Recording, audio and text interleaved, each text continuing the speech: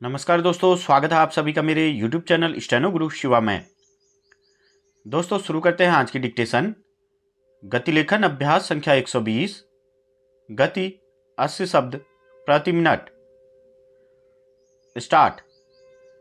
भारत में कोचिंग संस्थानों का प्रभाव हमारी शिक्षा प्रणाली और समाज पर गहरा और चिंताजनक है। प्रतियोगी परीक्षाओं में सफलता के नाम पर यह उद्योग शिक्षा के मूल उद्देश्यों को हाशिए पर डाल रहा है। शिक्षा का उद्देश्य केवल रोजगार तक सीमित नहीं होना चाहिए। यह स्वतंत्र सोच, रचनात्मकता और समाज में सकारात्मक बदलाव लाने का माध्यम होना चाहिए। कोचिंग संस्थानों के बढ़ते असर ने इस उद्देश्य को दरकिनार कर दिया है और इसे केवल एक यांत्रिक प्रक्रिया में बदल दिया है। यह उद्योग अब विशाल व्यावसायिक क्षेत्र बन चुका है, जिसका मुख्य उद्देश्य शिक्षा के बजाय लाभ कमाना होता जा रहा है। रपटों के अनुसार भारत में कोचिंग उद्योग 2023 तक लगभग 58,000 करोड़ रुपये तक पहुंच चुका है और इसमें 8 से 10% की वार्षिक वृद्धि दर्ज की गई है। यह वृद्धि मुख्य रूप से शहरी क्षेत्रों में केंद्रित रही है, जहां कोचिंग संस्थान तेजी से पनप रहे हैं। कोचिंग प्रणाली ने छात्रों को विषय की गहराई और वास्तविक समझ से दूर कर दिया है। इसके कारण छात्रों की रचनात्मकता और नवाचार की क्षमता बाधित होती है।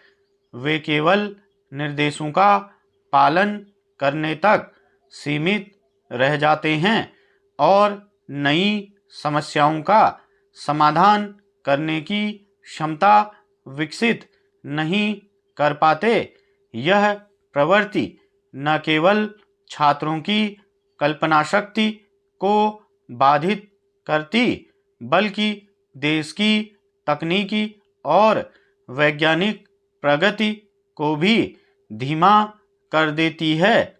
हमारी शिक्षा प्रणाली पहले ही पुरानी परीक्षा प्रणाली पर आधारित रही है, जिससे छात्र केवल परीक्षा पास करने की रणनीति पर ध्यान केंद्रित करते हैं और गहन सोच, समस्या समाधान तथा व्यावहारिक ज्ञान से वंचित रह जाते हैं।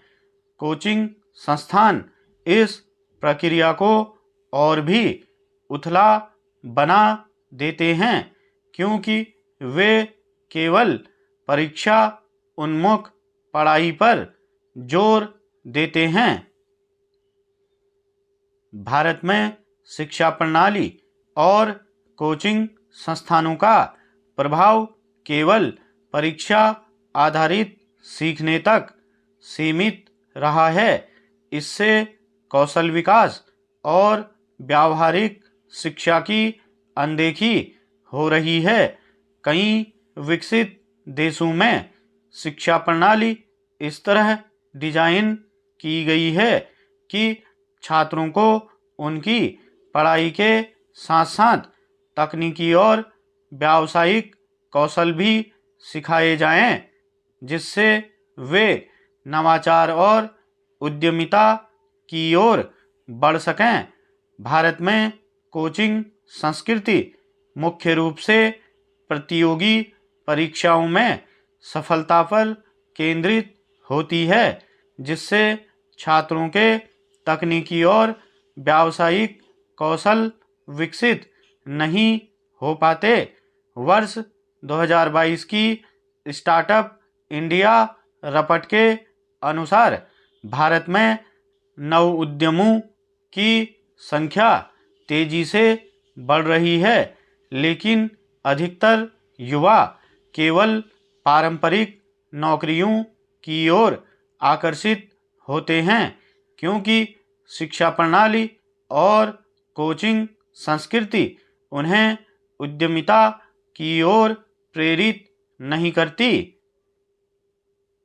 स्टॉप।